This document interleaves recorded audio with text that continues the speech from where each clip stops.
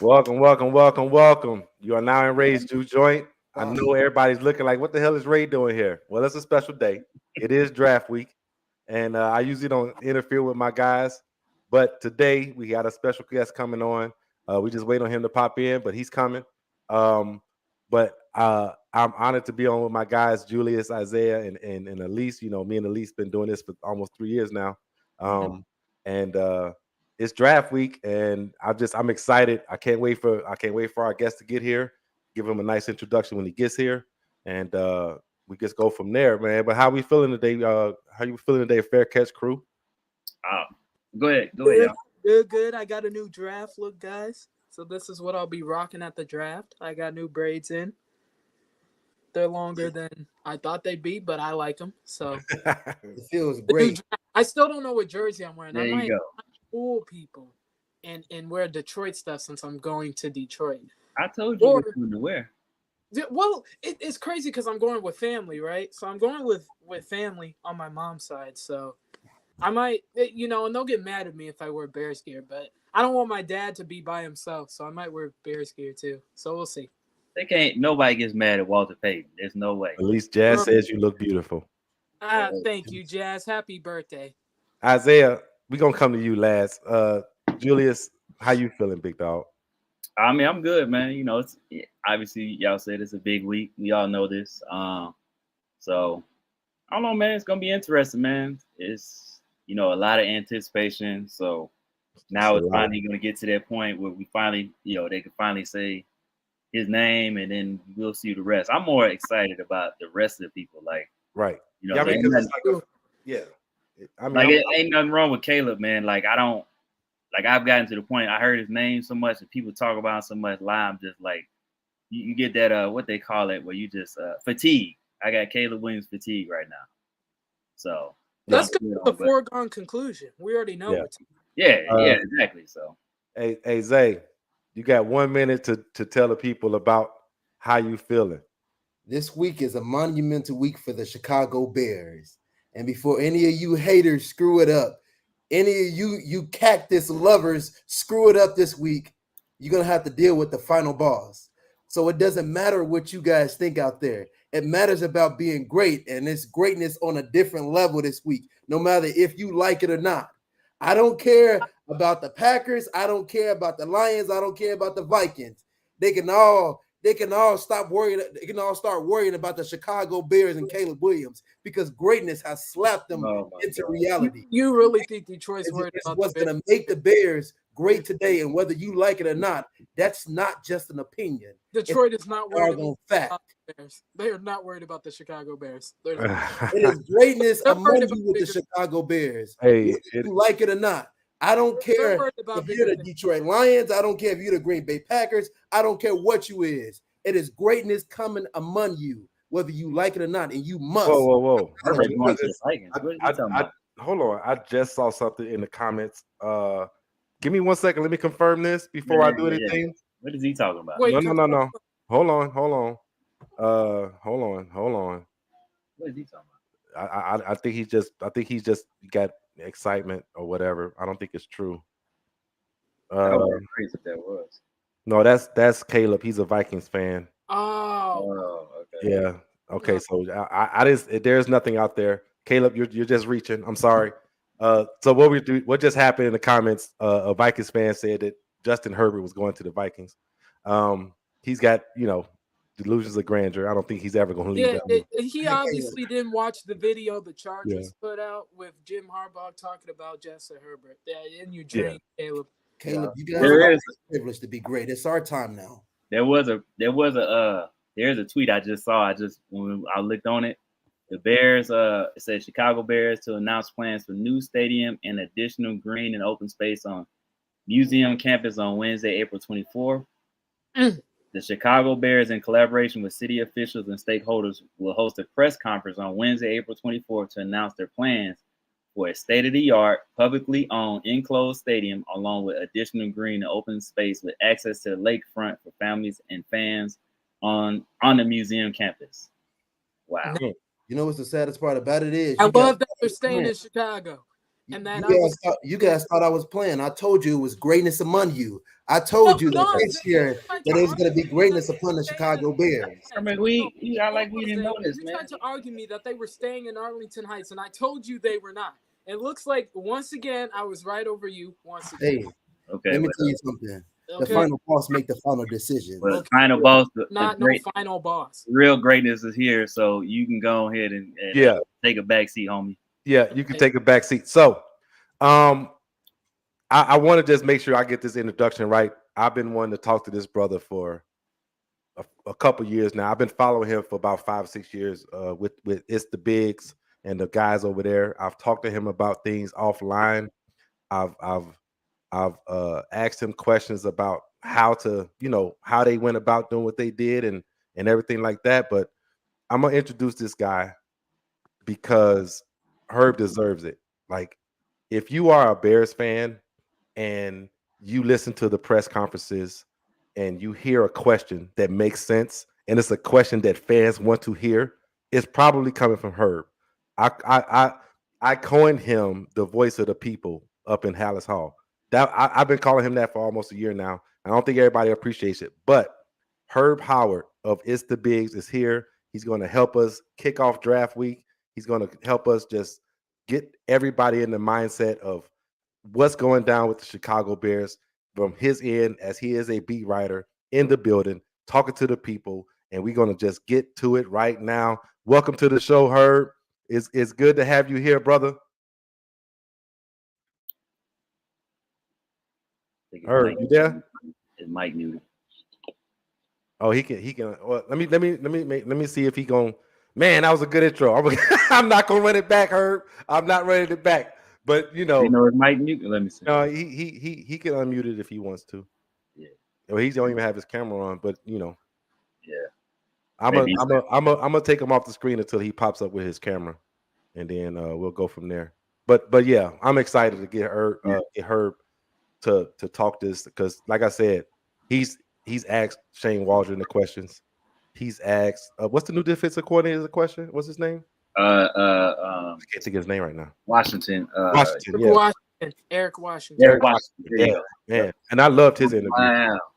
Justin is. Hey, now.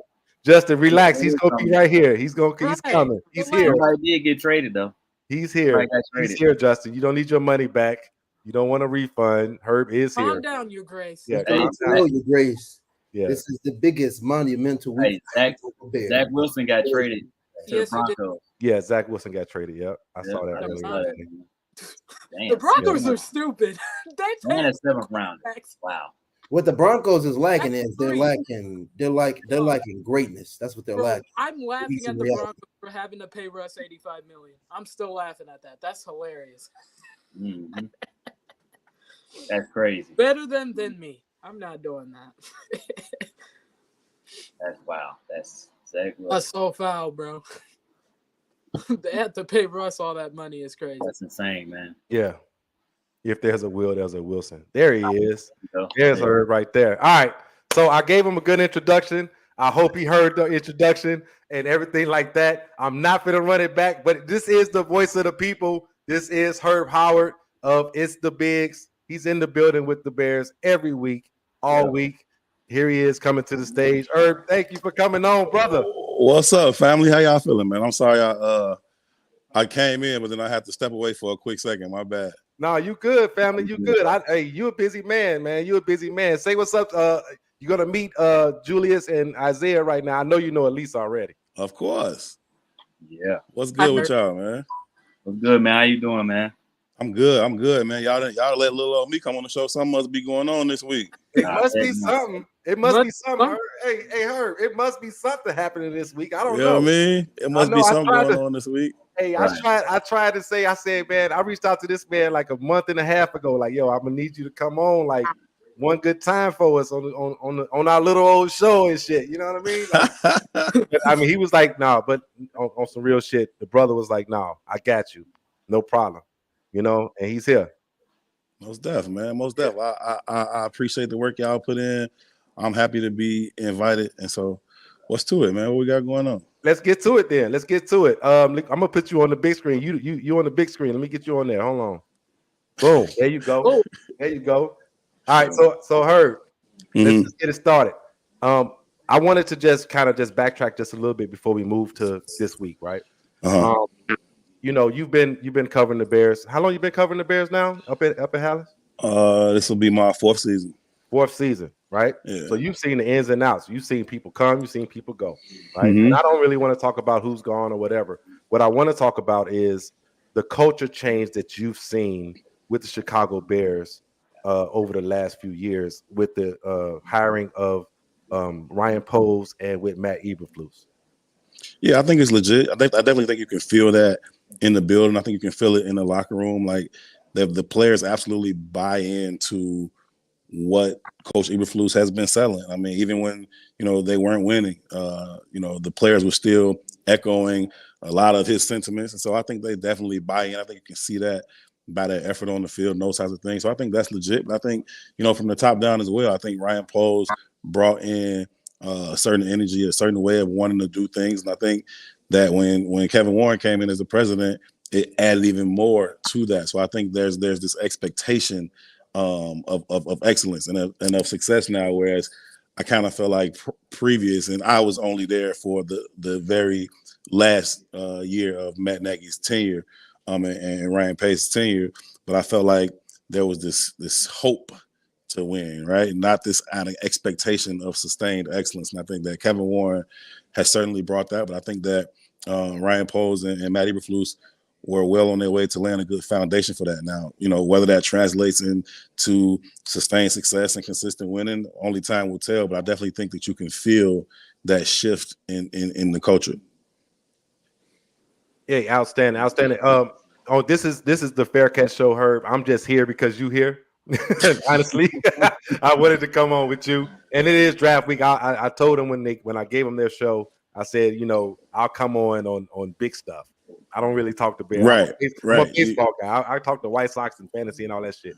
But the White Sox, I just saw Herb Lawrence post something about their season so far and like win 5 losses in a row, 6 losses. I was like, damn. You know what? It was Herb. Was it Herb Lawrence or Herb Insewall? I think it was Insewall.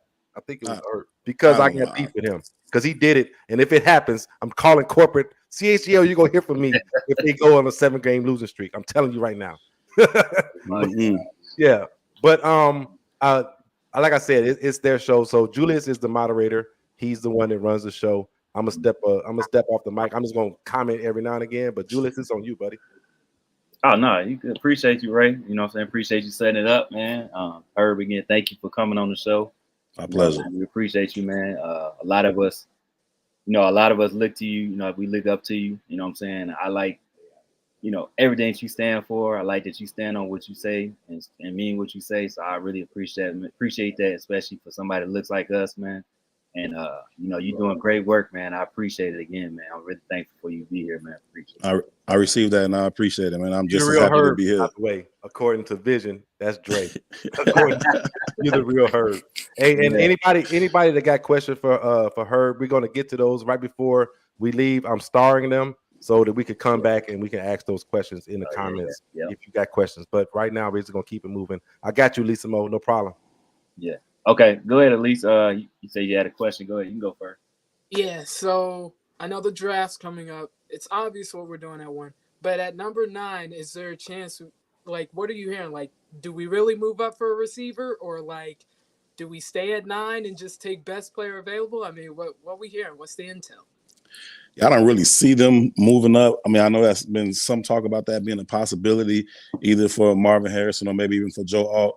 I don't really see that happening. Right? I think the Bears are uniquely positioned to just kind of sit and see how the board falls, right? And there's been a lot of talk about J.J. McCarthy coming up into that, top 8 range. And if he does, then that's just another that's more help for the Bears, right? If you can get 4 quarterbacks to go in that top 8, obviously the Bears are going to take 1, but if you can get 4 quarterbacks to go in that top 8, then the other 4 players you talk about, maybe, a couple tackles, couple receivers. And so the Bears could be sitting in a position at 9 where either an offensive player that they love, be it one of the tackles, one of the receivers, or I think even more unique to the draft in general is that they could be sitting at 9 and have the opportunity to take the first defensive player off the board. And that's just rare. You don't usually get that at 9, right? Even in offensive heavy draft, you're still going to see the first defensive player go 3, 4, or 5. You know what I mean? So to get the first, whoever they think the best defensive player in the draft is, to be able to get him at 9 would be a rare thing. And so I think they just sit there and wait. I mean, I really don't have much draft capital as it is for this year. They got 4 picks. I don't think they want to tap into draft capital for next year at this point. So as far as my best guess is that they'll sit there at 9 and take whomever they deem to be the best player available on the board. And I think you got to weigh that out. Now, if you're talking about, do I take my third best receiver or do I take my number 1 edge? You know what I mean? And if that's the case, then you got to kind of weigh that out.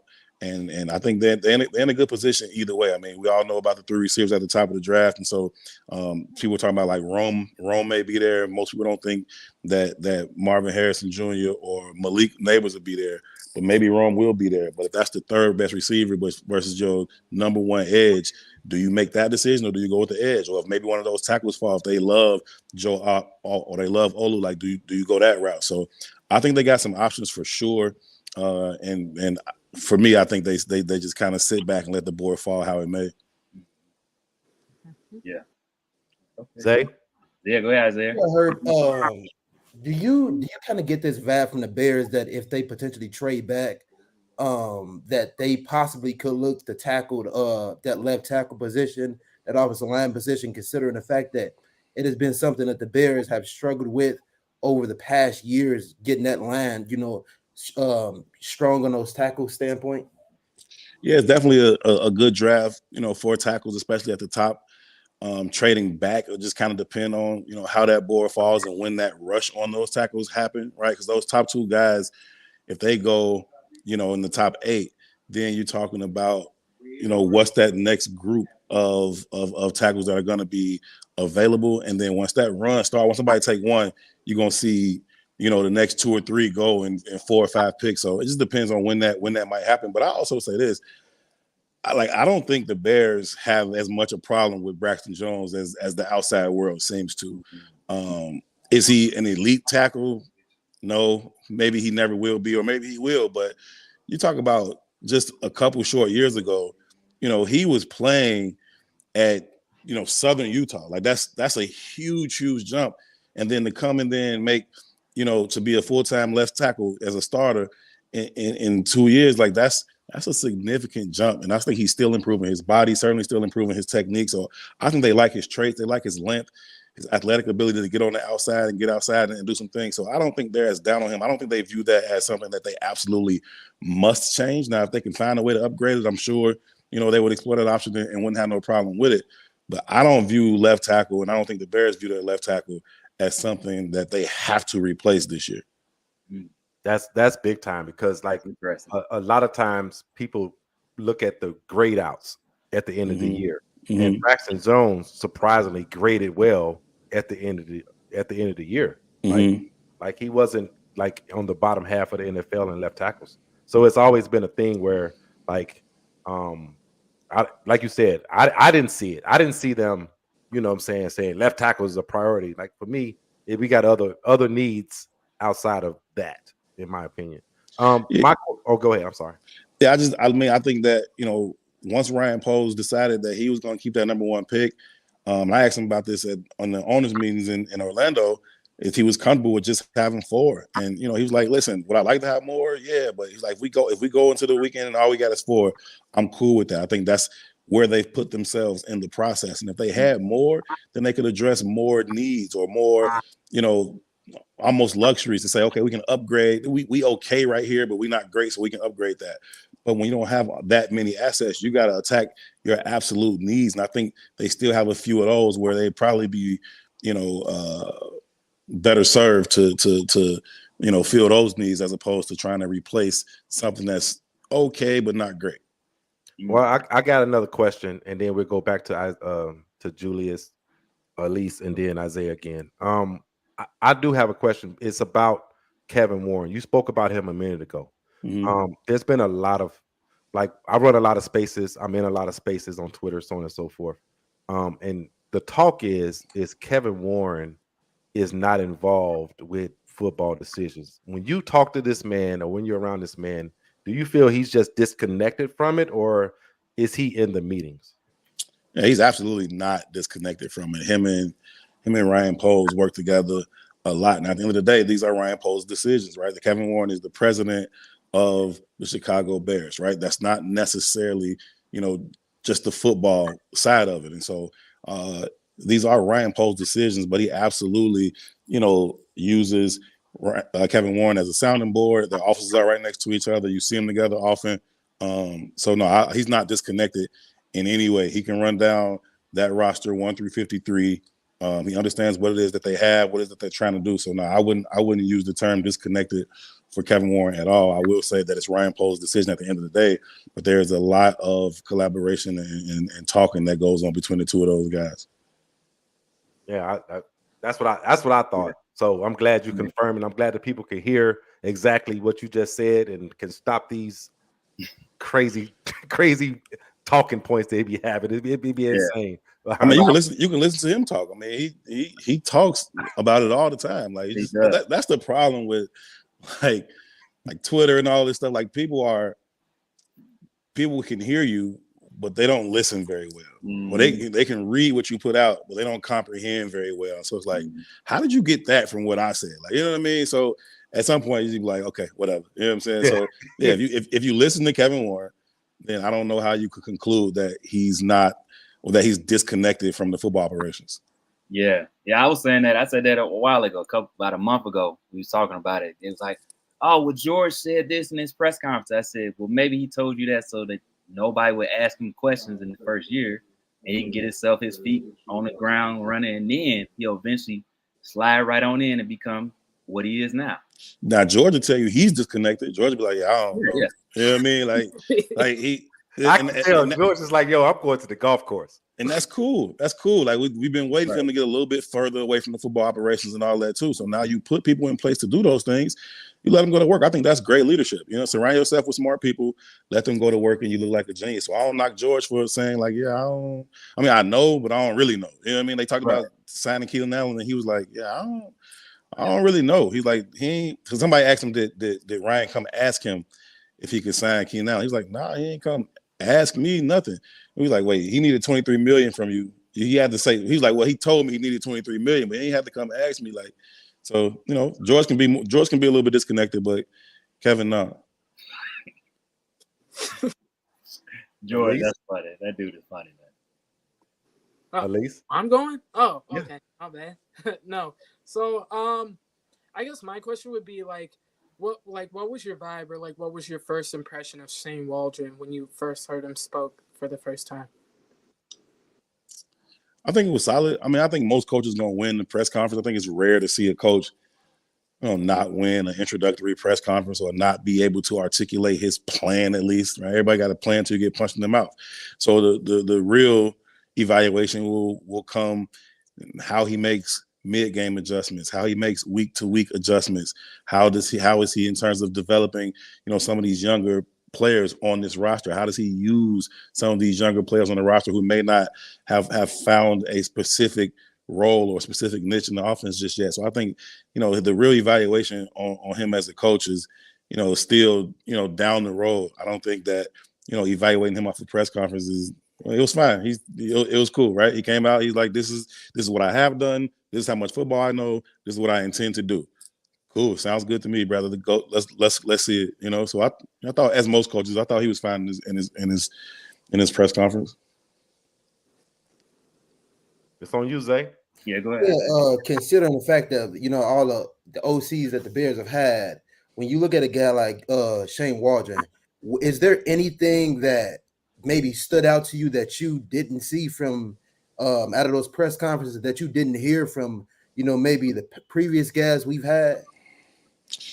Nah, not so much. I mean, I tried to listen to some of the things that players that have played for him have said, and you get mixed reviews on that, right? Gerald Everett, glows about him. You know what I mean? Talks about how wonderful he was and how much he's meant to his career. We saw how Geno Smith was able to resurrect his career as a quarterback out there in Seattle. I also heard Jackson Smith and Jigma be like, you know what I mean? Like, so it's it's a mixed bag, and I think that it's just about trying to figure out what your players do well, and then putting them in the best position to do those things. And I think that's the test of any coach on either side of the ball. Can you kind of mold your system? I got it. It's your system, but can you mold it around the talent that you actually have on your roster? So many coaches are so very stubborn. I think that's, there's a little bit of arrogance in any coach, right? Any coach in the game thinks that I have the best idea to win this football game. You wouldn't be a coach at that level if you didn't think you had the best idea to win the football game. But if you allow that to get in your way of being able to have some flexibility in terms of how you approach game plan week to week, half to half, even drive to drive, then I think you'll limit how successful you can be. So I think, again, the ultimate test is going to be, how he's able to cater what he wants to do to the pieces that he has to do it. And, if he does that, fine. I think they got enough talent around him to have a pretty potent offense. Obviously you got a rookie quarterback coming in, so that's, a variable, but I think he'll do well also. Yeah, we got a new defensive coordinator too in Coach Washington. I liked his press conference. I really did. I enjoyed it. Some people say he was long-winded. Did too. Some people say I loved it. I loved it. Like, I thought he was very, very much articulate. It reminded me of like very passionate defensive coaches. Just like what's his name? He's been everywhere. He was here as a defensive line coach. He's been in Rod Marinelli. Right. He reminded me a lot of Marinelli, how he talked about defense. So my question to you, Herb, is that you were there. You were around these guys. The defense, for me, it seemed like week 7, week 8, it was like a light switch went on. And it just went stupid after that. Like, so do you think Coach Washington can continue to keep that can harness that swag that they got? And I know it's a lot to do with Coach Flus. I know it does. But still, he has to be a part. Can he keep that spark going on the defensive side of the football? Because I think at the end of the year, their swag and their pride just was glowing off the screen. So, Yeah, I think they got a really good defense, man. I think you got to continue to shore up that defensive line, but I think that's his specialty. That's why he's here to cover it, to be the kind of de facto coordinator of this defense, right? He's going to get the most out of that defensive line. They still need to add some pieces to it. Where and how they choose to go about that, we'll see. But I think he'll be successful with that. I think he will get the most out of his defensive line, just like Marinelli has done. And, Marinelli gets talked about a lot because of his relationship with Flus. Now you got Coach Washington in here, and I thought that he was very clear on what his plan is, what his expectations are, and how he's going to get the most out of his players. And I think he's going to do that. They got a lot of good young pieces on that line. We saw Javon Dexter take steps as the season continued to go along. Is he prepared to be that dominant 3 technique that you need in the middle of this defense? I don't know. Zach Pickens, yeah, you still want to see some more flashes, come from him. Andrew Billings is a stud. Like, he's an immovable object at that nose spot. And so you got him right there. And I think, bringing in Ron Washington is definitely going to continue to help. But I think that turn you talked about last year around that week 7, week 8, a lot to do with Flus, right? I think we talk about Montez Sweat a lot, and rightfully so. But Flus took over that defense as play caller before Montez got there. And that's when you start to see that thing turn around.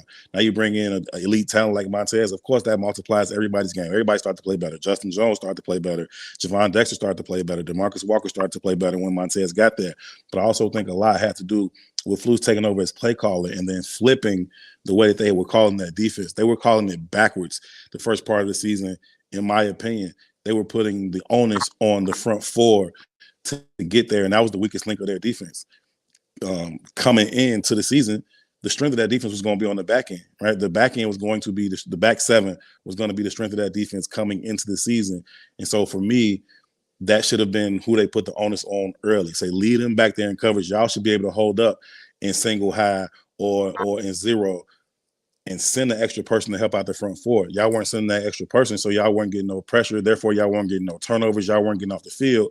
Once Flus took over, he started to send. That's when you started to see TJ coming, as that 5th person. You started to see Kyler come off the edge or Jaquan walk down, and that helped out a lot. And the secondary proved that they were able to hold up in coverage on the back end. So I thought that had as much to do with the turnaround as Montez Sweat. And I have no doubt that Coach Washington keep them on that trajectory that they were on the second half of the season. I love it. Julius? You stole my question, Ray. That was gonna be. I stole it. I'm sorry. My bad. Yeah. That means we right here, bro. Yeah, we right here. No, that was gonna be my question because I was gonna ask you how you felt about Eric Washington. Because when I listened to his press conference, I was like, I got excited. I was like, man, I'm not worried about the offense. I get it. We never really had a high flying offense, but when he was talking, I just imagine the way that they ended the season, like you just spoke about, and imagine his passion and how he talked about defense, how he coached it. I said, oh man, yeah, I'm excited about that. You could be excited about the offense, but the defense to me is gonna be like I was telling Lisa, I feel like the defense is gonna carry the team through the first 6 weeks probably. Because I hope that they don't expect Caleb to come out there throwing the ball all over the field. Like I'm excited about that defense, man. I can't wait to see it, man. That defense should be able to carry them all season long. Like they shouldn't be any games that they aren't in, right? So how they was getting blew out, a couple of times that shouldn't happen. Right. The defense should put up a lot more resistance. They got a great back end. I love the Bears secondary right now. I think it may be the best secondary in the league. Like Kyler Gordon, to me, he hasn't even touched it yet. Man, like he hasn't even hit that. You know what I'm saying? He was going to last year. If he didn't break his hand, get hurt. Yeah. If he didn't break his hand early, he was going to, because he was dominating all preseason, like all training camp. Kyler Gordon was everywhere making plays, and I was excited for what he was about to do. And then he broke his hand. He came back and he played, but he just couldn't. He couldn't really use his hand like that for interceptions or even for punching the ball out. So even that one preseason game, who they playing, Buffalo or Miami or something, he forced 2 fumbles in that game. You know what I mean? Like Tennessee? Oh, Tennessee. Yeah, I think it was Tennessee. Was it Tennessee? He forced 2 fumbles. He forced 2 fumbles in that game, just laying dudes out. So Kyler got everything you need, man. He's got good enough size. He's got enough speed. He's cat quick. He's physical. He's athletic. Like crazy vertical jump, like that dude, and he's tough. Like he want it. Like he with all that. You know what I'm saying? So I'm super excited about Kyler having a healthy 17 games. Yeah, him. I mean, Stevenson coming in as a rookie. God damn. Yeah, that man. I mean, come on. Like this man, did he make all rookie? He did. I think what Jalen Johnson and Coach Hoke were able to do with Tyreek was very, very impressive. And his ability to take that on, because Coach Hoke was on his ass. Like everything he did, like don't walk that way. Don't tie your shoes that way. Like he was just on him. You know what I mean? And some people could have folded, especially somebody like Tyreek, because he's a little arrogant, like, which is fine. I'm cool with an arrogant corner. But those type of people don't always take to, tough, meticulous coaching. And to his credit, he was able to absorb that coaching, and then not only absorb it, but then apply it on the field. And then he was able to watch Jalen Johnson, how Jalen watches film, how he applies that to game day. And you start to see down the back end of that season, Tyreek made plays almost identical to plays we saw Jalen make earlier. That pick that Jalen had against Minnesota, where he played the cover 2, kind of carried the 1 in for a little bit, but then sank back under the 2 to get that pick. That was very, very similar to the pick that Tyreek had later in the season. I don't remember which game it was, but it was very, very similar. And I went into the locker room that day, and I was like, yo, that looked a lot like, and he was like, no, that was all Jalen. He was like, that was all Jalen Johnson, like just teaching me how to watch the film and all that kind of stuff. So his growth from week 1 to week 18 was bananas. And I think he's going to take an even bigger jump in year 2. Yeah, I mean, it's crazy. I mean, I know we said we was going to keep you for about 15, 20 minutes. I know we're getting close to that right now. No, that's good, man. Yeah, you good? Okay. Elise, you got another question going into it? No? Oh. Nope. Zay? Yeah. I know you had that one. I got one more. I know you had that one. Kyrie Blasting game. I noticed that Shane don't typically use fullbacks. Do you think he's the type of guy that may find his way probably 9 times out of 10 not on a team if Shane doesn't really use fullbacks like that? So earlier I said that for me, the greatest evaluation of a coach is how you use the players you have. If you got a player like Kyrie Blasingame and you can't find a way to use him, to me, that's an indictment on you. Like that dude is too athletic. He's too strong. He can do too many things for you. he can lead block for you, but he can also catch out the backfield. He can also carry it a little bit for you. And you tell me you ain't got 10 to 15 plays for him nowhere, that would be an indictment on you. Now, I know they want to go 2 tight ends a lot now. You got Cole, you got Gerald, you certainly got Keenan, and you're going to keep DJ on the field. So that's, 4 guys already out there, plus your running back. How often, how many times is there even opportunities for him to be on the field? Plus, you're going to get your 3 receiver sets in there too. But again, Khari is a freak. Like, that dude is huge and he's athletic. And so if you can't find ways to get him out on some bootlegs and catch him in the flat where he's one-on-one with a corner, he can just obliterate somebody, 5-6 yards here or there. To me, that's an indictment on you as an offensive coach to not be able to use a piece like that. Ooh. Yeah, they underused him last year. That made me so. Oh, I was upset. There you go, Zay. There go your answer. So Isaiah was thinking that maybe, Khari is not coming back. And you might be right. Like, I'm not saying you're wrong on that. Like, you might be right. But I'm saying if he doesn't, for me, that's early red flag for the OC. Yeah, I agree with that. Yeah, Mm-hmm. because he is too talented to just let him go. Like, yeah. So, like, I think we was kind of alluding to it a little bit, and Julius and I and you are pretty older, right? We understand what the Bears has been foundationally about, right? Foundationally, the Bears has just been defense first, but now it's a foregone conclusion that Caleb Williams is going to get his name called number 1 on Thursday. And I think the disconnect with Bears fans a lot right now, all that Bears back and forth, I think a lot of it had to do with the fact that some of us old guys, we can't understand that the league has turned from defensive first to where you need a quarterback that can move the ball through the air, right? And I think a lot of the disconnect is we're not ready to accept the fact that our old school ways are not just it anymore, Herb. And and here he comes. Caleb is coming Thursday, right? Yeah, I think that's great that Caleb is here, but I'm not willing to say that's not the path to the Super Bowl still, right? The Chiefs offense wasn't all that last year. That defense was very, very good. But let's also understand that we're talking about somebody on the Mount Rushmore of all-time quarterbacks, right? And I know we've been comparing Caleb Williams to Patrick Mahomes, but Patrick Mahomes is Patrick Mahomes. We're talking about one of the greatest players this league has ever seen. And so he can win with, mediocre pieces on offense and all that. But they also had a really, really good defense. And at the end of the day, I think the defense was as much responsible for them, going back to back as the offense was. But also you're talking about just a once in a lifetime a real generational type talent in Patrick Mahomes. But I think you look around the other teams, defense still matters in terms of winning football games in the National Football League, especially when you get to the playoffs. You're talking about it's cold. You got to be able to run the ball and play defense. That will never not be true as far as I'm concerned. I don't care how much we throw the ball around the yard. That's cool, and you do need to be able to put points on the board. Yeah. But defense and running the ball will never not be a good formula as far as I'm concerned. I mean, that's the way I've been watching football my whole life. I'm 46 years old, Herb. So it's like I've watched the 85 Bears. I've watched the Urlacher Bears and so on and so forth. Like, I understand defenses. Like, when you get that motherfucking team down there at the 20, can you stop them and hold them to a field goal? You know what I mean? That matters. A big time thing. Like, you have to be able to do. I mean, we saw the Rams.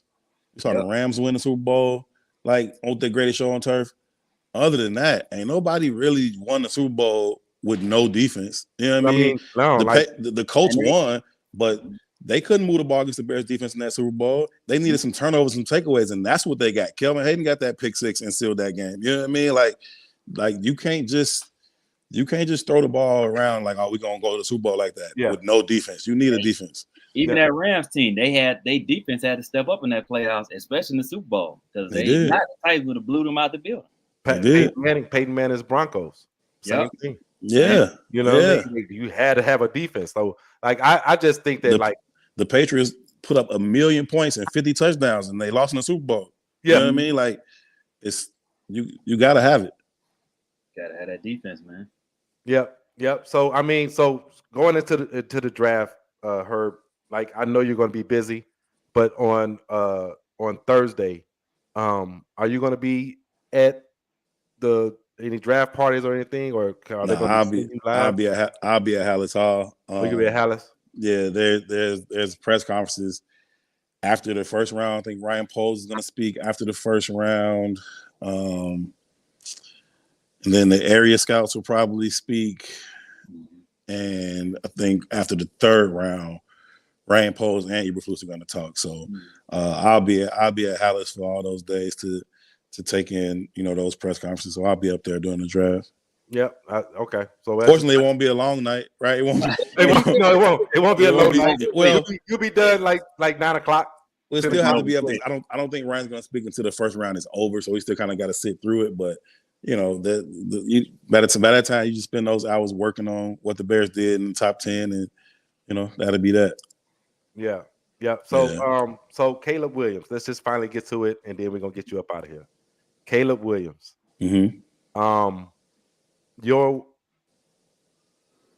impressions from talking to the scouts in the building, your impressions from talking to the coaches in the building. There was something that came out today. Well, no, it was yesterday, maybe, that Ryan Poles made his decision a long time ago. Mm-hmm. I.e., the Notre Dame game. They were sold. They were done. They was going to move on from Justin right then and there. Your impressions on Caleb and your impressions on what the coaches see in Caleb, if you have any kind of insider info that you I don't want you to No, you're good. I mean, I think the tape is the tape. You see a kid with elite passing ability. You see a kid that's able to throw the ball from a lot of different platforms, kind of some off rhythm throws. He's able to kind of create when the pocket breaks down. He's able to throw it from a lot of different arm angles. I don't think there's a lot not to like. Would you like him to be a little taller? Sure, but that don't mean he can't succeed, right? So I love what I've seen from him in the tape. To me, I was just waiting to find out more about the person and who Caleb Williams is, and check that out.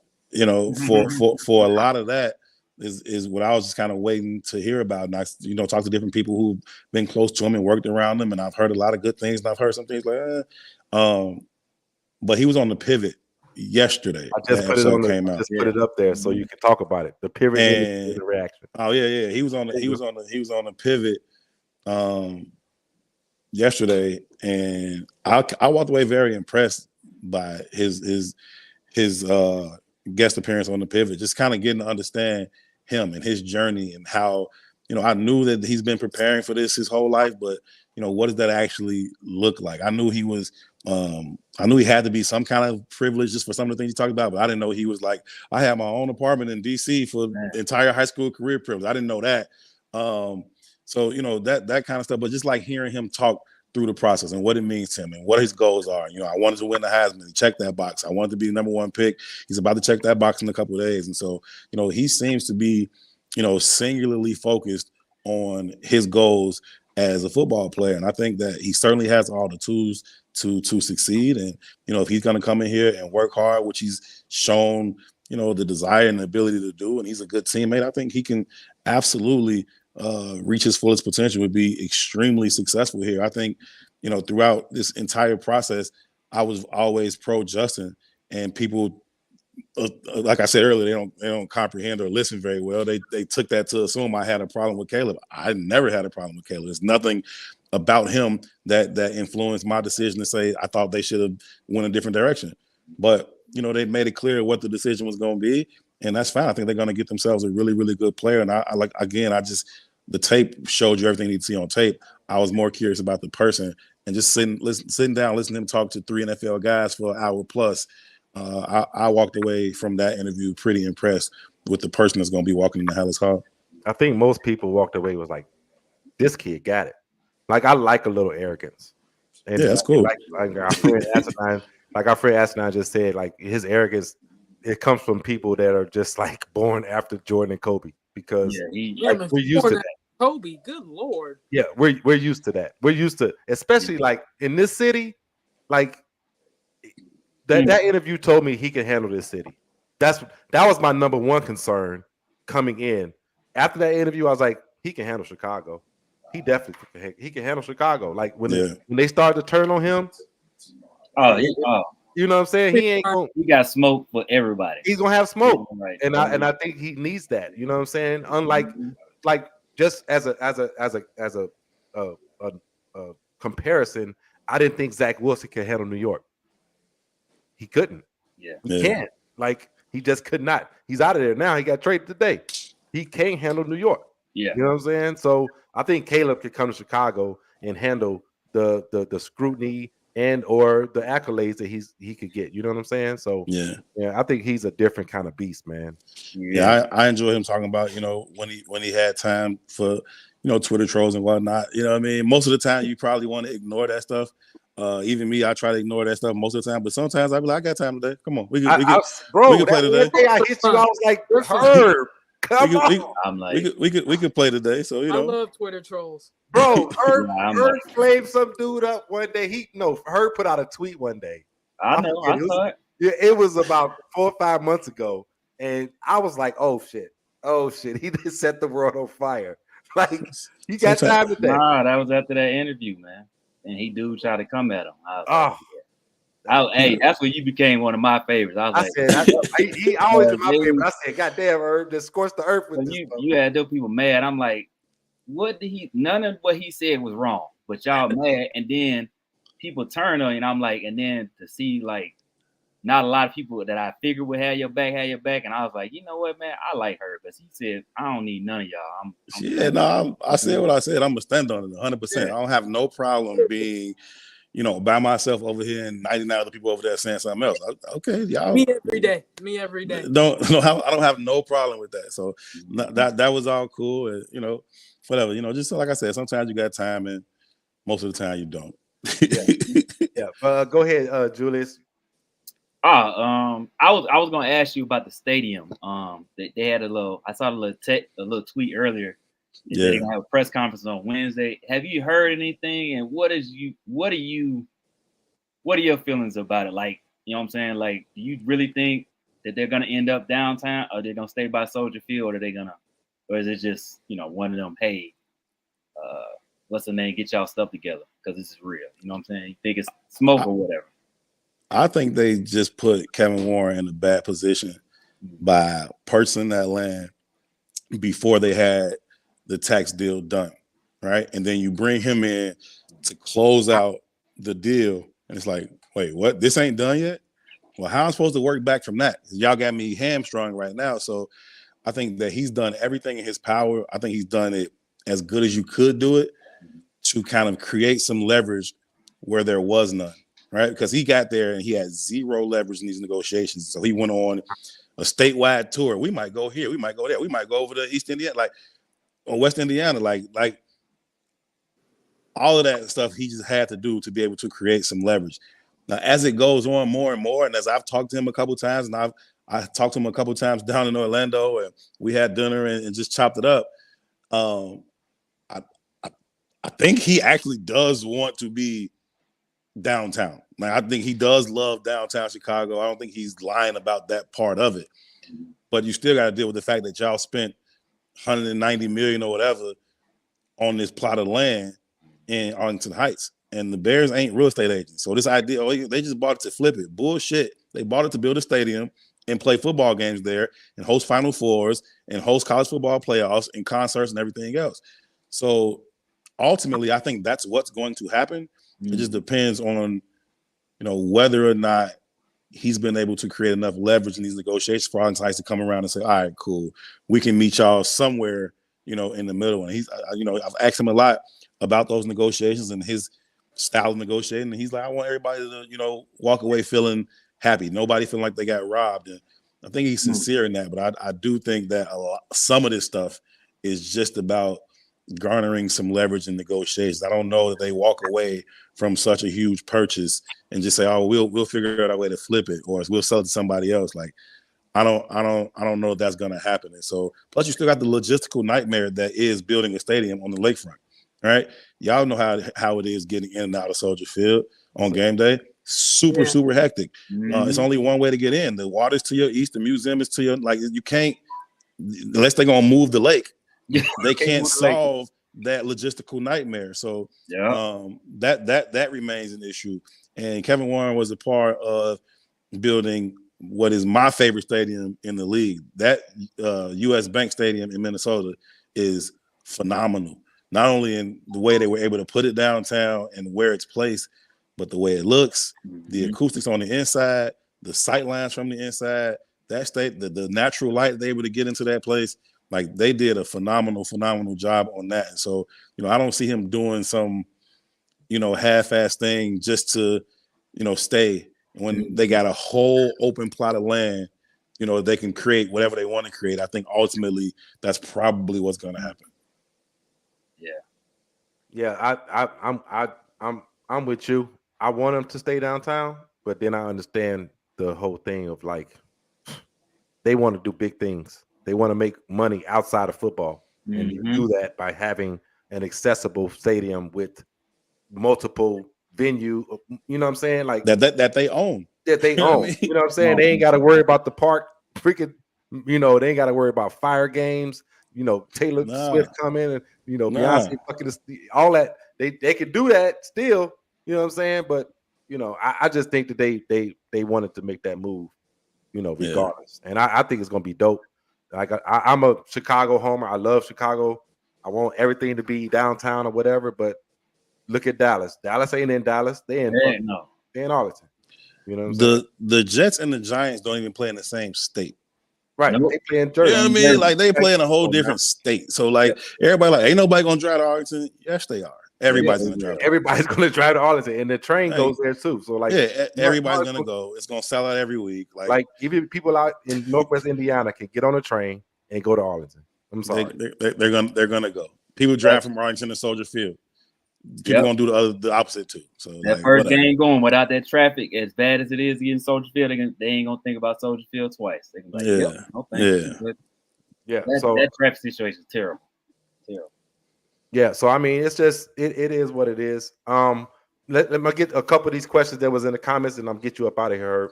Cool. Is Flus on the hot seat this year? Yep. It's a good question. Right? So that's a good question. I don't know. It's a really good question. I would say yeah, but I would also say that they build themselves. Every time you started with a new quarterback, you kind of build yourself some more time, right? That's the idea of what Ryan Pace and them was trying to do. They just screwed it all the way up. You know what I mean? So yes. If they win 5 or 6 games, he's smoked. You know what I mean? I think they. Right. Yeah, he's the fall guy now. He's the fall guy. I think they need to win. I think they need to go to the playoffs personally. Right? I think they should go to the playoffs, and I thought that way whether Justin was coming back. I thought that way whether Kelly was coming in. I think this team is set up to be a playoff team right now. I think their Super Bowl window ain't really till next year in terms of when it opens up. But I think they should absolutely be a playoff team this year. Shit, they should have been one last year. They gave away 3 games. You know what I mean? So, yes, that's a long way of answering is yes. No, you perfectly articulated. Hey, that's perfect. Hit the next one. Right here. Herb, if Poles did the best trade in shipping number 1 last year, did the Broncos do the worst with their Russell Wilson to Zach Wilson move? Wow. Yeah, that wasn't it right there. That was not the move at all. But I mean, he back out there, in that Mountain West region, so maybe he'd be a little bit more comfortable and get that change of scenery. Like I was saying, he wasn't built for New York, but I just don't think he was that.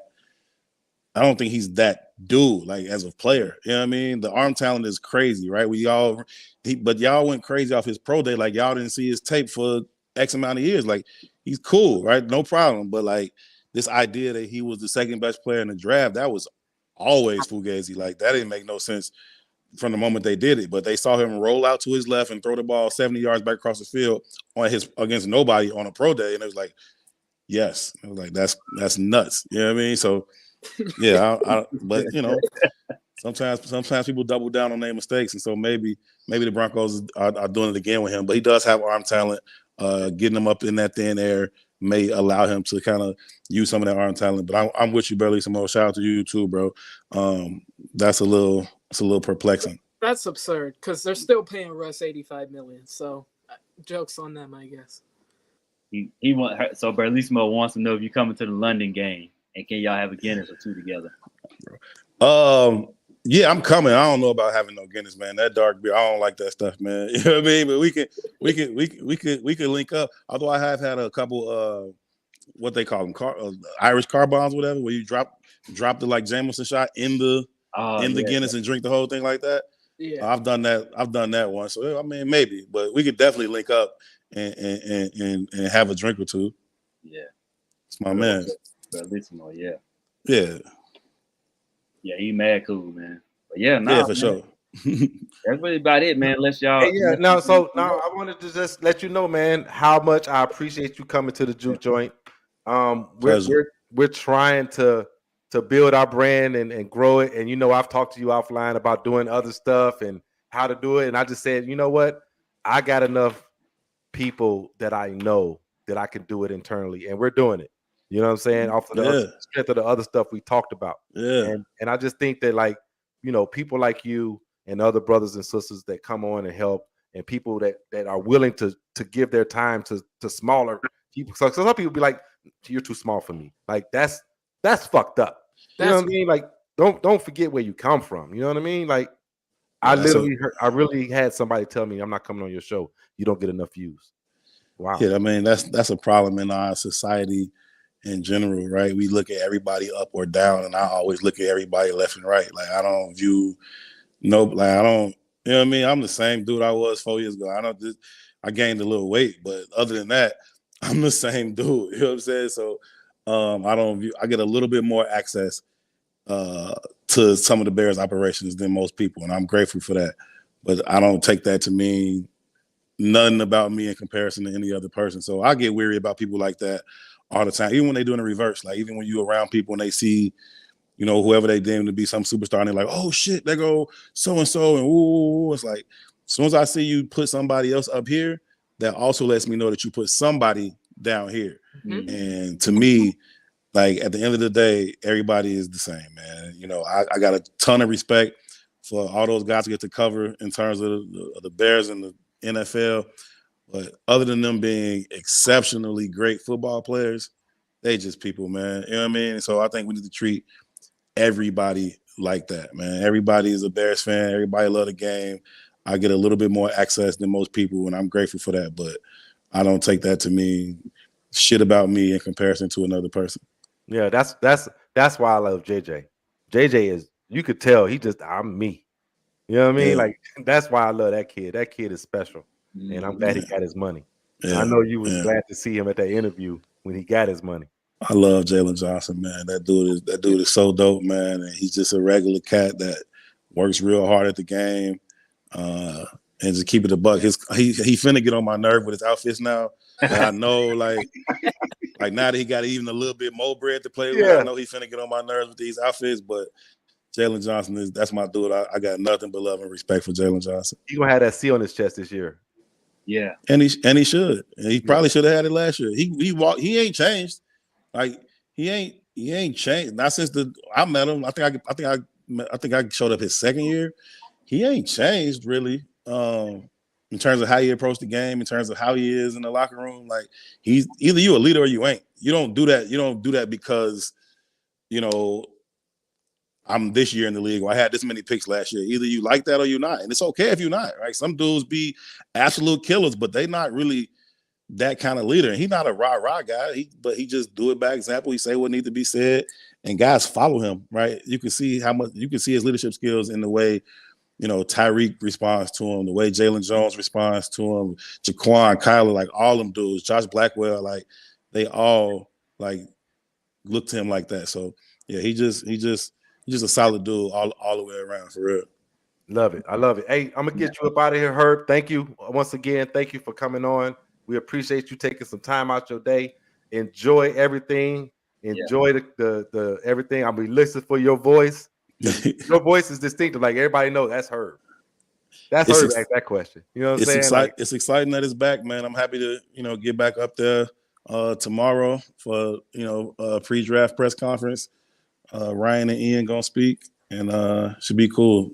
I didn't even know that was happening. I guess Yeah. I know these guys knew. I know these guys knew. I like I said, I'm a baseball guy. I've been getting They're gonna say a bunch of nothing. That's what they're about to do. Of course, it's gonna be all lies. Of I've been course, getting my heart broken every freaking day of the week watching White Sox games. I don't know why you do that to yourself. So I can have something to talk about in about 30 minutes. Nah, we got somebody got to do it. I joke with Terrence Tomlin from the Bigs about it all the time because he covered that beat. So I've been seeing Terrence tweets like he be bemoaning. It's sad what's going on the South Side, man. It's sad. Terrible. It's sad. Terrible. All right, Herb. Thank you, brother. Yeah, appreciate you, bro. Thank you so much. All right, man. Appreciate y'all so much. Thanks for having me. Yeah, no doubt. All All right, y'all. What's up, little man? He's here. Yeah, he woke up. Yeah, he said, Daddy, what you in there doing? He said, nap time's over with, Daddy. Yeah, what you got going on, Daddy? Mm-hmm. Yeah. So, y'all know me. I'm about to skedaddle myself, so y'all can finish y'all show. Give me like go over a little bit, and then I'm gonna hit up Eric and see if we can kind of push. Because I know y'all still got a little bit more to talk about. We kind of went longer than what I wanted to with Herb. But we still gonna do the pickoff show after this. I just don't know exactly what time. And then we'll go from there. Thank you guys. I'm glad y'all had y'all's questions prepared, and I think Herb had a good time. I know we had a good time. I can see it in y'all faces. All of our faces were related. So y'all be cool. Let's see if any of these comments are for me before I get up out of here. I don't think No, they're not for you. Go on. No, look, they are. Look at this. Look at this crazy shit right here. Which one you talking about? 9? Yeah. Sox taking downtown. The Bears can get the F on. I'll tell you what's crazy right here, Ray. All right. Caleb saying, Isaiah, what is greatness for the Chicago Bears? Well, greatness for the Chicago Bears is we know Quezzy gonna screw it up because that's all he has done. So don't question the Bears' greatness when your GM hasn't done anything right. No, he said Caleb. He's talking about Caleb, our friend Caleb. Oh. Yeah, he's talking about the. I was gonna say the Vikings GM. Yeah, appreciate that, Berlissimo. Hey, Berlissimo said this is the most slept-on Bears Chicago focused podcast out there at this point. Thank you, Berlissimo. The Fair Catch crew is at 3:30 every Monday. Love you too, man. You know what I'm saying? Like we got the refs call whatever day Greg, he covers the NBA, and then you got me and Eric and our guests whenever we bring on guests on Mondays at 5:00 with the pickoff show. But thank you, Berlissimo. I appreciate you on that, big dog. And I'm out of here, man. Y'all be cool. All right. Yeah, for sure, man. All right. Thank you, Berlissimo. And it is like that because greatness is a money. Appreciate it. There you go. Anyway, it is mine. So, hey, I'm glad Herb got on here. I'm glad he was able to be himself, man. Like that's what you want, man. So fun. Huh? It was so much fun. It was, yeah. It's good when people in it and don't feel like they gotta be a certain type of way or feel corporate.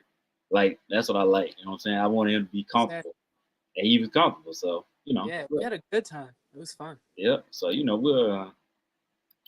What's gonna be even more fun, Julius? This mock draft we about to do. Oh yeah. I got y'all. Yeah, because it is greatness. It is greatness standing right at your flesh. And we coming in hot this week. We just had Herb. Now we got Caleb Williams coming this week too. We pumping out content. So yeah. We're gonna go over that real quick, y'all, because we don't know how long if Eric and them gonna be able to push it back. Right. Go ahead, Drake. Put the comment put your question in the comment, or if you want to come on, just let me know. Yeah, go ahead and put your question, bro. Yeah, now you can come on. Just sit. I can send you the link if you want to come on and ask. It don't matter. But yeah, we're gonna go ahead and get to the. I'll go to Lisa's first, and then we'll bring yours up, Zay, after hers. You know what I'm saying? Cool. So, we do ladies first always. Ladies first. Y'all don't have to. You know me. Nah. It's all good. I'm all for whatever. So, you know what? Hold on one second. So what we're gonna do is, first thing before we go to that, I'm gonna share this video. This for you, Zay. Yeah, Zay. At least sent this over. You'll enjoy this. Yeah. Actually, most of you will enjoy this clip. It's for you. I It's for almost shared y'all. the other one too. I have another one, but I only shared the one. Yeah, nah. This for all y'all Caleb fans. Here you go. Yeah, you're welcome. When my sister was like young, a virus attacked her heart. She was in and out of the hospital. We would have nurses coming to the house to take care of her. You know, she was in a wheelchair all the time. My sister passed when I was 7. The entire situation, I would say, helps me to push and fight. Froze. Sorry about that. That was too loud. Oh, no. It was loud. I got It was there. loud. I'm sorry. I didn't know it was loud. It don't. It's like mine froze on me real quick. Sorry No, about that, y'all. but it was cool. I got there at like, let's see, the game was at 7:30 Eastern. Right? I got there at like Bless you. I got there at like 6 o'clock, and the lines were like insane. They were like this, right? They were like this. Yeah, I know your allergies. It I was know. just crazy getting through the lines. I Yeah. was surprised. Like by the time I got to my seat, I thought we were gonna miss all the players and stuff, but no, they weren't Mhm. even out yet. But I was just like, yo, and it was funny because we actually ended up sitting on the USC side, which is funny because the buddy that took me, he's a Notre Dame fan, right? Mhm. So you know how they feel about USC. And I was like, me personally, I don't have a dog in this race, but I guess USC because I don't like Notre Dame. So the fact that we were sitting on the USC side, we had this one girl. She was sitting next to us. She had this gigantic like USC coat on. She Yeah. tried to teach me the fight song. I don't remember a single word of it. Like I don't.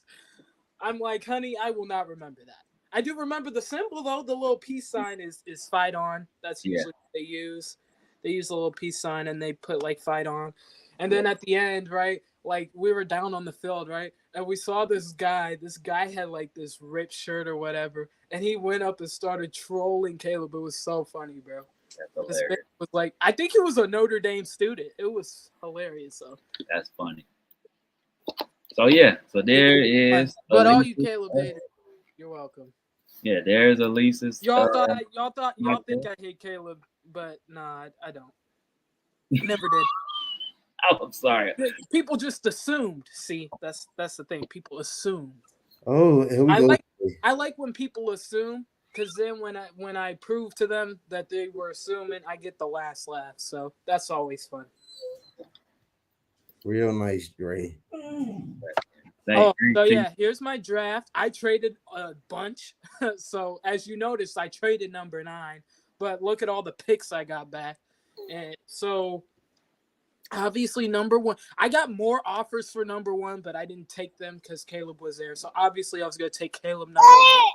I ended up so once I got to number 9, Washington offered me their first rounder for next year, so I couldn't pass that up. Even though there were offers for like to go from like 9 to I think it was 13 with the Raiders, but they didn't offer much. They only offered like 13 and 44 or something like that.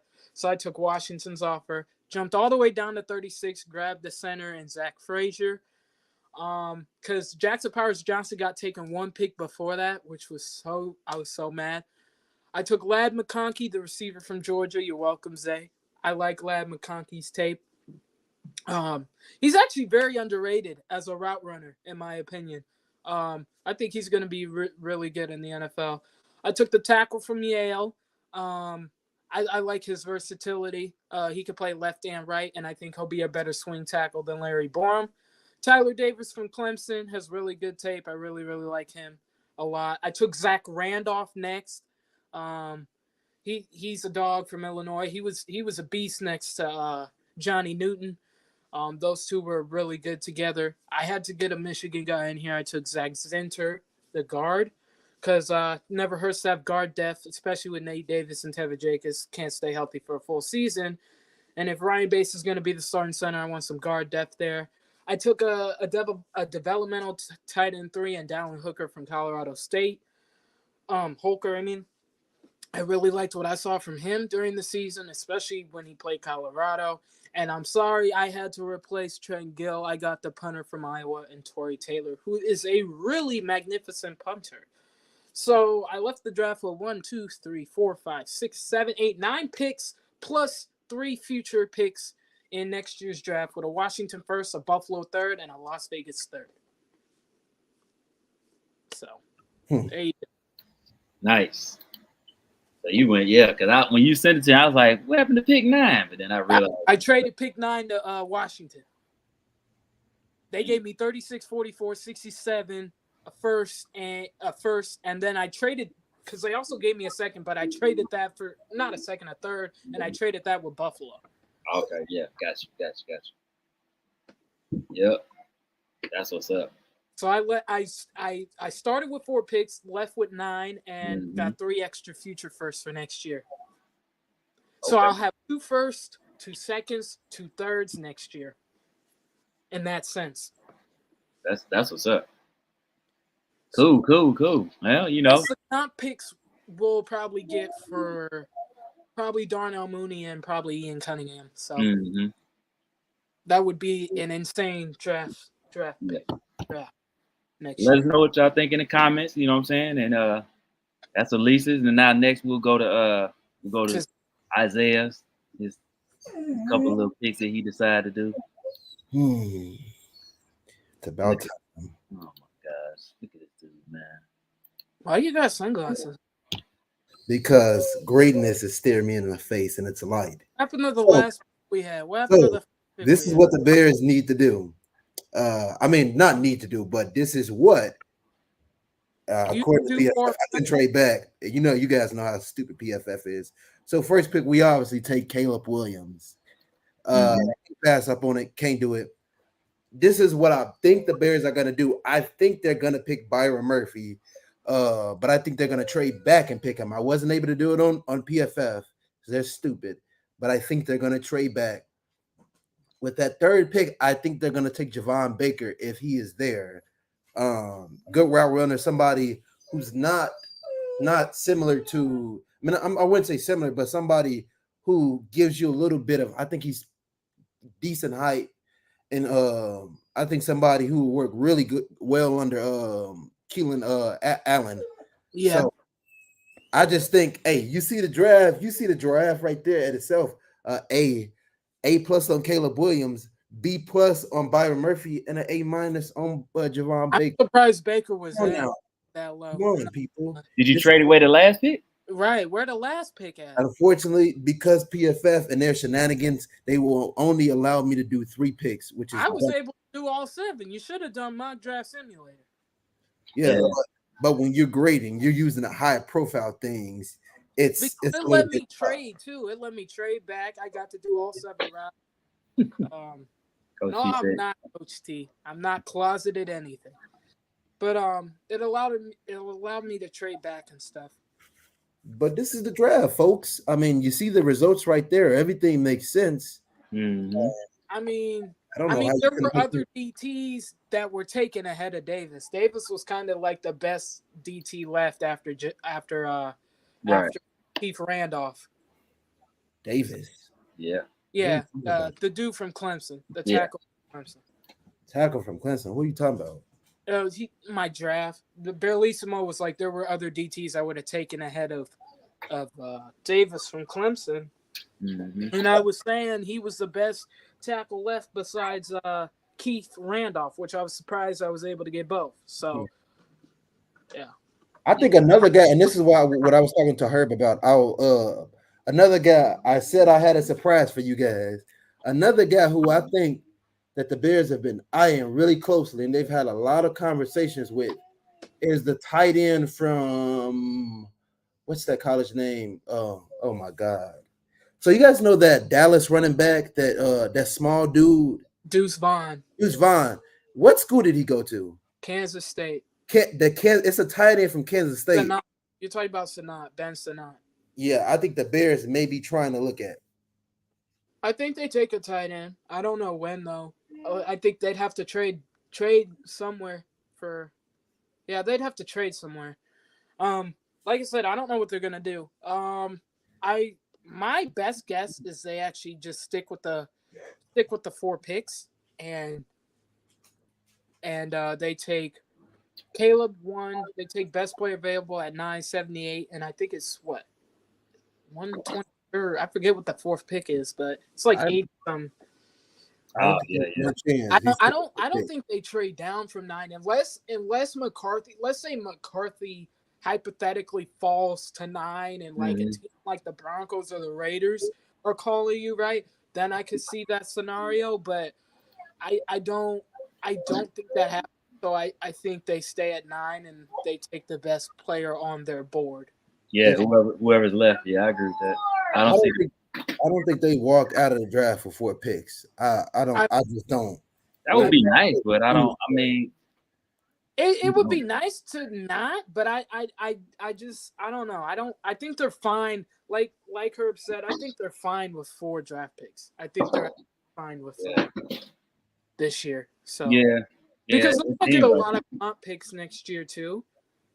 Plus the pick they have from Carolina next year as well. So like they have a lot of picks for next year too that they can fill more holes for, and they're gonna get comp picks for guys like Mooney and some other people. So I think they'll be fine with the 4 they have now. I mean, like I said, it's not.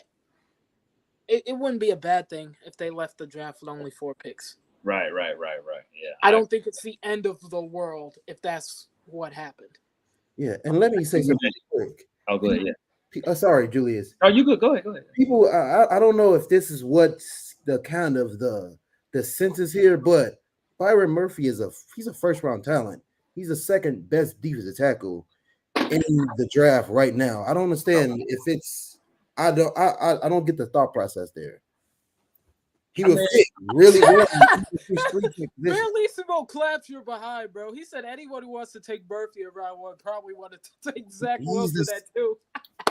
But the thing is, Byron Murphy he's a way better prospect than Zach Wilson. Like I mean, he is. I mean, yeah, that ain't up there. That's not hard. Right. That's not hard to be better than Zach Good Wilson. try. That man just got traded to the Broncos. I don't know what the hell the Broncos are doing. What are the Broncos doing? They got Jared Stidham and Zach Wilson. That's crazy. They had. Are they going to draft Bo Nix? Is he next? Is that who they're taking at 40? Whatever they're taking Bo Nix.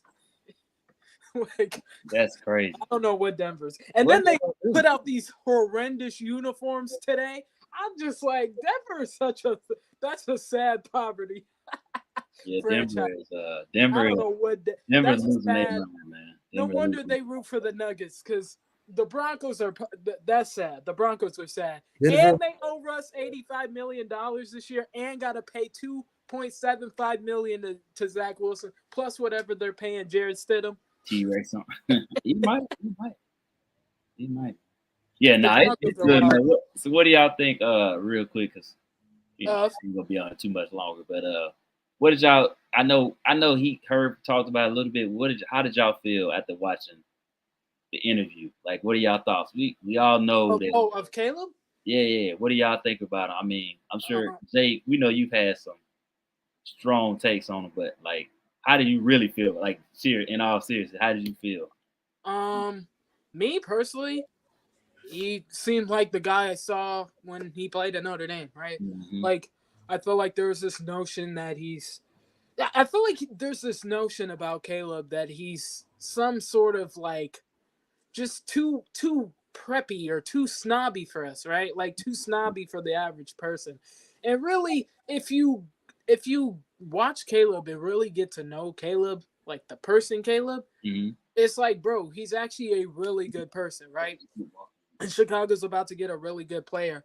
I don't get the right. I don't get the hate that he gets, but I also don't understand the hype he's getting either, because at the same time, there were some things that you do kind of scratch your head for, but I do think that solid enough coaching can coach it out of him.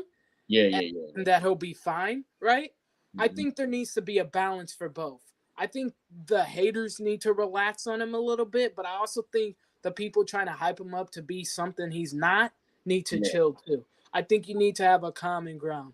And I think there's enough of that for whatever side I guess you're on, even though there shouldn't be a side. He's really about to be our quarterback on Thursday. So, but I think people need to be realistic when it comes to Caleb, right? Like, it's okay to be excited. I'm not saying you can't be excited for Caleb Williams. That's not what I'm saying at all. I mean, I'm excited for him. He's about to be our quarterback. At the same time, it's like I'm not going to be coming in here expecting Caleb to be some sort of Superman savior for this franchise, right? Like, I just want him to help us win games and win a Super Bowl. That's all I want, right? Like, I don't need him to come out here and throw for 5,500 yards, 50 touchdowns, and 10 interceptions to feel good about myself in my life. Like Herb said, it's you gotta realize these players are people too. Like, if you're holding someone to this high a standard and you're holding someone else to down here, who are you really as a person, right? Like, these people are human beings. Like, as long as they're just coming in here, doing their job, doing what they need to do, hey, power to you. Let's go, right? Yep, like, I agree. But trying to put one over the other, and trying to have these fights and these arguments is stupid. There's no need for that. There's no need for that. Yeah. But Caleb is Caleb. Like, that's who he's always been. Yeah, go ahead, Zay. You know, the saddest part about it is for people who made these comments about him, saying that he was a bad dude. He was blaming everything on his coaches. He was this, he was that. Yeah. Calling him a B word. All those other antics. They said he was too cocky.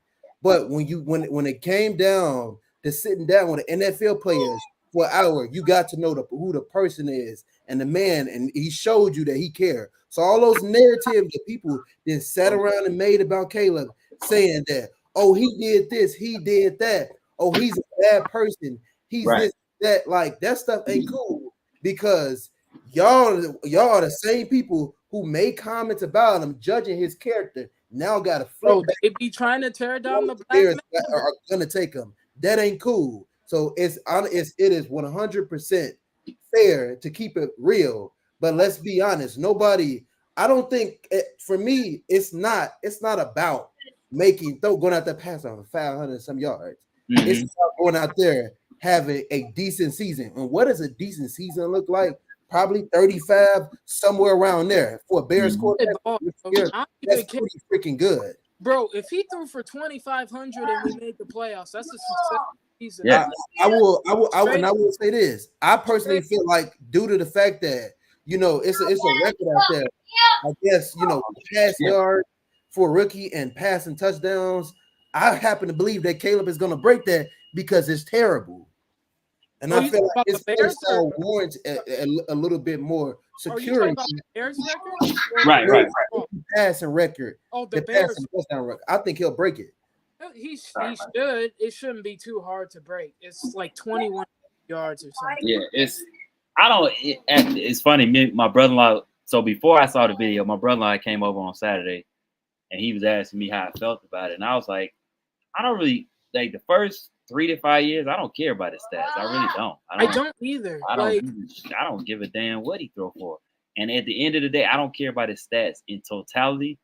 But once he hits year 3 through 5, I would like to see him, make that progression, like going up. Right. But I don't need him to throw for 4,000 yards every year or a certain amount every year, especially his first 3 years. But I will want to see us be consistent winners, making the playoffs. You know what I'm saying? Like, if he's supposed to be better, then yeah, be better. And in the key moments that people have talked about, the fourth quarter and all that good stuff, that's when he need to show me, okay, this is what I'm here for. Like he said, I'm not here to wow you. I'm here to show you. I'm here to win games. Exactly.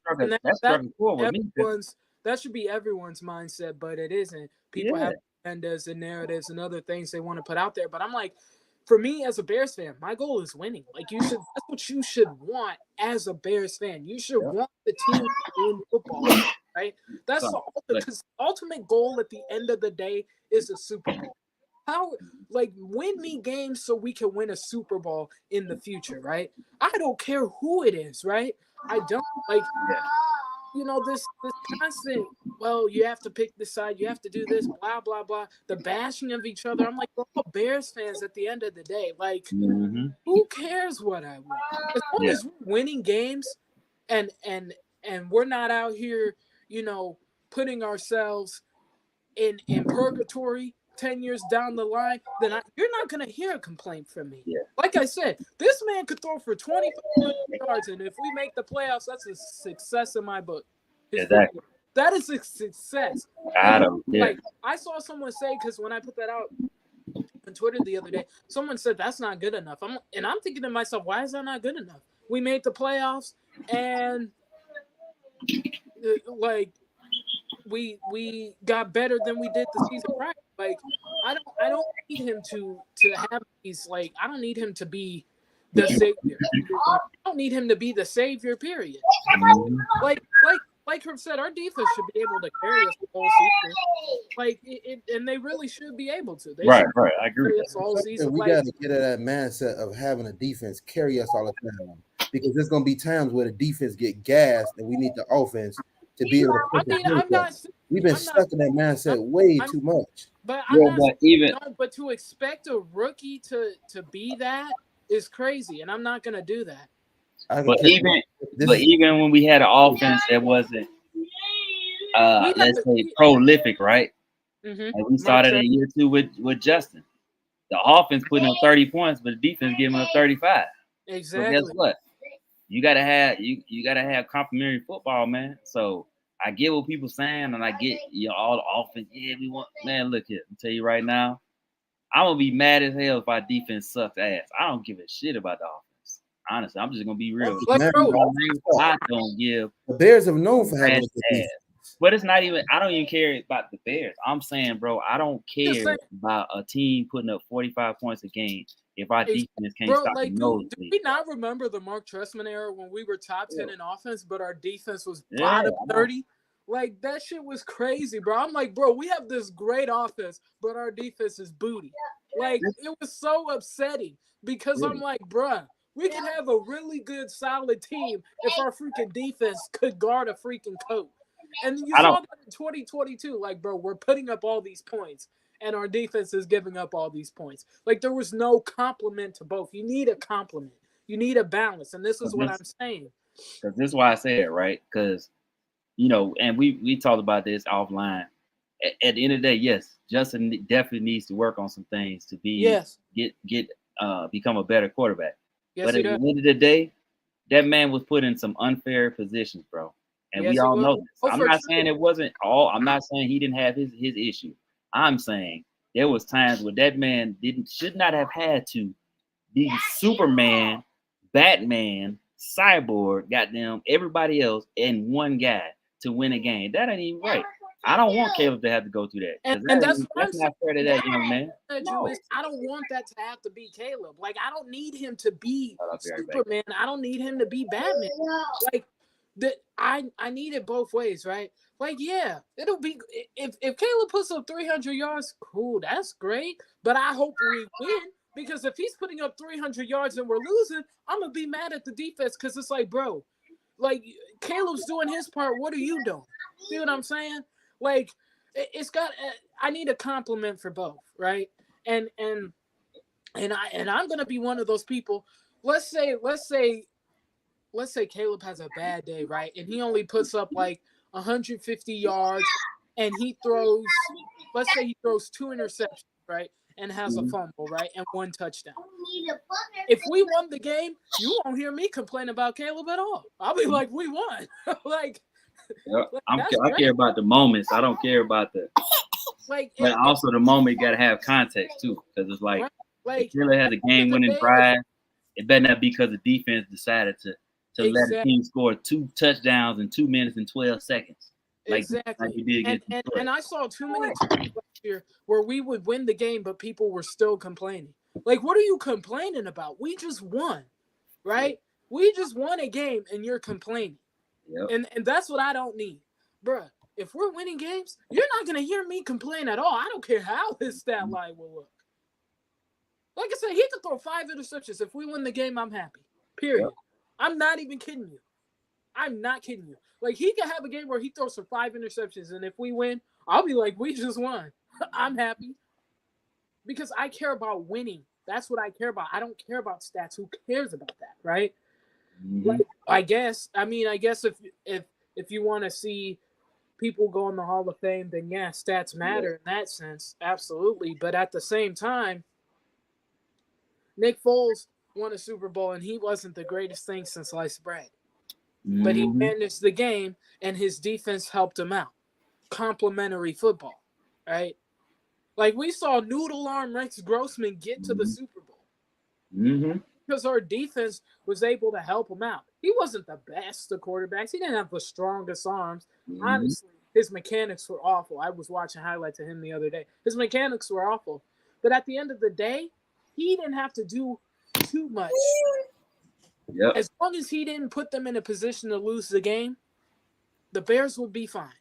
All he had to do was not throw a pick at the end of the game, not fumble the ball at the end of the game. But all he had to do was manage the game. That was Eli it. Manning That's got all two he had Super to do. Bowls. why is it always that we gotta try to, and this is like, I hate the mindset of the Bears trying to buttle and coddle a QB. It's like, what are you afraid of about now? Like, y'all haven't done No one's jack, afraid of anything. and y'all haven't been really nothing since 1985. So why are you I don't coddling? think it's about. Look, even besides Caleb, why are you coddling in quarterback if that's the mindset? Quit I don't doing even that. think it's You about haven't been coddling anything. successful. I don't even think it's about that. I think Chicago as a city and as a fan base have unrealistic goals sometimes. And then when it doesn't work out, they want to act like these players are no good. They're trash. They're bummy. They're this. They're that. And the reality of the situation is, no, this player is fine. You just decided that for whatever dumbass reason, you're going to set these high ass bars, and when they don't reach them, you want to be mad. And that's what drove a player out like Derrick Rose. That's what drove out a I guy. was just about to say that they did the same Like, thing these with are Derrick good Rose, man. players. If you watch them, they're good players, but because the expectations were so high for them and they never reached those expectations, people want to act like they're bums. And I'm like, since when is I hear people say Derrick Rose is a bum all the time, and I be sitting here like, what? I'm like, are you out of your mind? Like, bro, Derrick Rose before the injuries was that dude. He was a dog, bro. That man Yeah, was people talking about it now. A lot of dudes getting on podcasts talking about him now, and it's like, dude, and it makes you think like, damn. I bet some of the people that turned on him is probably looking like, damn, like we. But that's what we do, though. I mean, I don't think that we calling him. I just think that you probably have different expectations than us, and that's fine because that's how you feel. That's how you feel. But I've seen the Bears put guys in terrible positions expecting to perform miracles. And then the fans will turn on, just like the fans turn on Jay Cutler, just like the fans turn on Mitch, just like the fans start turning on everybody else, man. Even back down the line, it's like, dude, this is the first time they've ever really put a whole lot into the quarterback. Because if you really think about it, Mitch ain't had nobody but Allen Robinson, honestly. That's true. But Jordan Howard was a dog too, though. I'm talking about receivers. I'm talking about receivers. He ain't really had nobody but Allen Robinson. That's why when everybody talk about last year though. Huh? Didn't he have Mooney his last year? Yeah, but I'm talking about like compare. Like we look at what Caleb's gonna have going his first year compared to what Mitch and Justin had, night and day. Yeah, that's true. That's why when everybody say like, "Oh, Jay Cutler was like," everybody try to front. This is personal to me. Everybody try to front Jay Cutler. I'm like, I don't consider Jay Cutler, in my opinion, as a great quarterback. I know some people might rip me off of this, but it's the trick. That's personally how I feel. Well, I feel like he was a good quarterback. Well, in my opinion, when you have to go through, I think it was 11, he said, or 11 different OCs every year you're in one place. I don't know how you can be better than you were, right? Like, I remember when the trade happened, right? Because, Jay Cutler was coming off this fantastic year in Denver. And so I'm thinking, oh, okay, this is solid, right? I was like 10 or 11, something crazy. But anyway, But every year we were firing the OC and bringing in a new one. So then you're asking Jay Cutler to learn a new offense every single year, right? How do you expect the players that were there as well to have success if you're changing their offense every single year, right? And we already know the quarterback essentially has to learn everything because they have to make sure the linemen are in the right spot. They have to make sure the receivers are running the right routes. They have to make sure the backs running through the correct holes. So they have to learn more than everybody else. So if you're asking them to learn a new offense every single year, how do you expect them to have any sort of real success? I believe like in Denver, he had stability because his OC didn't change but once his time there. And that's because they had a really good season. But, like, you need that stability. I don't care who you are. That's why I don't think they should have kept Matt Eberflus. Because if he does get fired, then what are you doing, right? Because I would assume I'm assuming here that if you do fire Matt Eberflus, everyone else is getting fired. So then you're asking Caleb Williams to learn a whole new offense again. Well, I think even though he just learned this one, right? I think it's I don't think that would be fair to Caleb. As talented as he is, great, right? As talented as he is, that's cool. But at the same time, I don't think it's fair for him to be having to learn a new offense every year because you couldn't get the head coach. I'm gonna put that in it. That's why with Jay, when he's talking about No, go ahead. No, you go ahead. I'm just saying we're gonna talk more about this next week. When we was talking about with Jay, I think he did deal with a lot of offensive coordinators, but there's a ceiling. I don't feel like he was a great quarterback as many Bears fans hyped him up to be. And the main reason why I feel like a good proponent he was missing, and personally for me, I don't feel like he cared enough. And you gotta love this game. That's what I don't love it. But see, that's what I don't like. You gotta love it. Everyone says is he didn't care enough. No, he cared. You know what it was? I don't think so. He didn't care for the media because all the media did every week was tear this man down, bro. This man, they would be asking this man the dumbest questions every week, and I'd be like, you wonder why this man scoffs at you every week. You wonder why he scoffs at you because you be asking him the same question every single week. This man was having was dealing with diabetes, and you're asking him why he's so pissed off every week. So what does that say about him as a person? Is he a type of guy that can handle enormous amount of pressure under pressure, or do he fold as a person? When he's going crazy at the media, all that's great and all. All of that is great and all for Bears fans. But when he's going crazy at the media, what does that say about him as a person? Bro, you can go crazy at the media all you want. But I want to know what does that say about you as a person? What does that say about the play on the field? You're not following up with that. This is what Herb was talking about. People want to put people on pedestals. They want to have one person up here and then another person down here. When really everybody should be here. Everybody should be at the same level. You can't have one person up here and one person down here. So I got a question for you. Who character would you take more, Justin or Jay Cutler? Because I like Justin. I feel like Justin. He embodied. He had a lot of respect. But notice with Justin, when people ask Justin dumb questions, Justin did not fold or get out of character as a man. He did not do that. And even when the Dax was stacked against him and other things was going around with Getsy, Justin did not freaking. He didn't break character or nothing as a man or a player. That stuff matters. I didn't say it doesn't, but at the end of the day, I'm not going to put Justin up here because he had better character when Jay Cutler's play was better than his. We'll talk about this next show, man, because we've been going for almost an hour 45 minutes, hour 40 minutes, man. Like you know what I'm saying? Like we're gonna talk about it because I got some.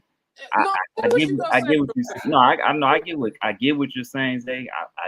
But some stuff that Caleb said is not. Caleb's gonna be, to me, and I'll say that then we're gonna get up off here. Caleb's gonna be between Justin and Jay Cutler in that sense, and he is not going to sit here and let you talk crazy on him without facts. He said in his pivot. Mm-hmm. So the media, and we all know this, and we know it's true. They like to embellish stuff, and they like to bring stuff that they consider facts, and it's not really facts. That young man is going to bring facts, and he is going to have a lot of people that don't like him. And he's just not putting up with people BS. And I like that part about him. Like, he is not. If it backs up on the field, that's great and all. That's great. Yeah, but I don't care about the field, because I feel the same way. And I felt like people, especially here in Chicago, like the media they get beside themselves. You know what I'm saying? They get beside themselves and they treat people like they less than. And like that's what Herb was saying. Like some people put themselves up here and try to put people below them. It's like, who are you? You know what I'm saying? Hey, y'all look at Mac's comment. I wasn't even gonna say that. I'm not worried about that. I'm not talking about that. Anyways, but yeah, we appreciate y'all tuning in, man. You know what I'm saying? Next week obviously we'll be draft reaction, and then we'll talk about. Maybe I'll send some clips from the draft. Yeah. We might do a quick little recap from the draft Thursday night, whatever. I don't know. We'll see. It'll depend on my mood.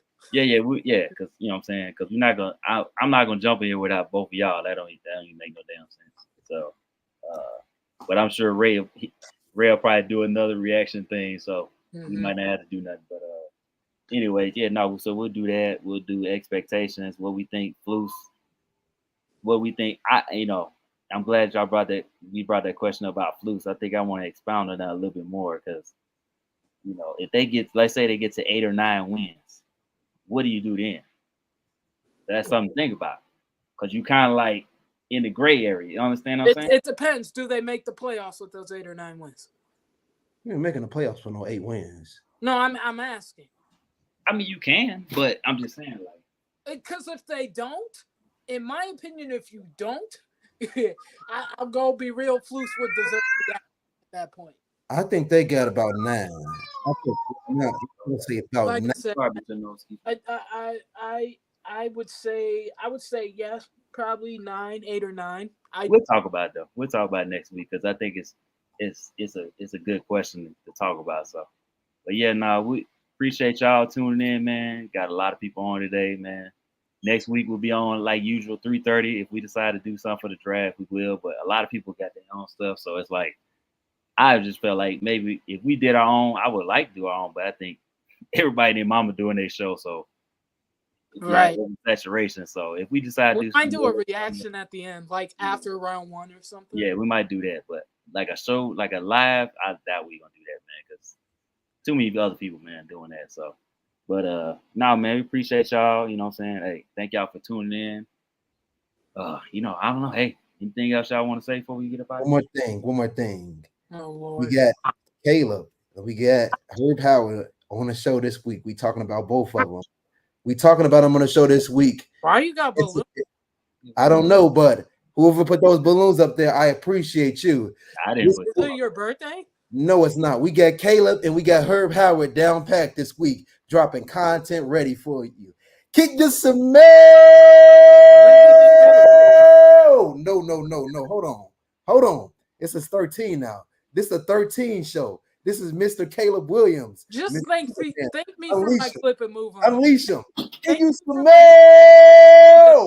What the Bears? Thank me for my Caleb clip and be done. Greatness, people. Greatness. God bless and good night, y'all. Yeah, bless y'all. Love y'all.